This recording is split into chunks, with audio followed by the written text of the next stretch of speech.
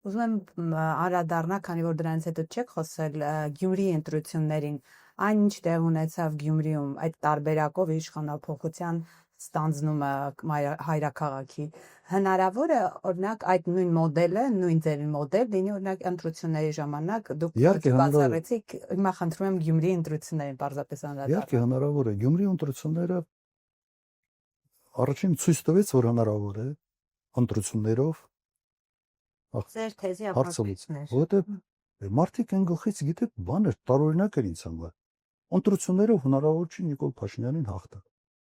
Նիկոլ Փաշինյանը Սասունցի Դավիթն է, չգիտեմ։ Չի կարելի այդ կարգի խոսել, ընդհանրապես ամոթ էլ է դրա մասին խոսալ։ Հիմա Գյումրիում այո դա եղավ։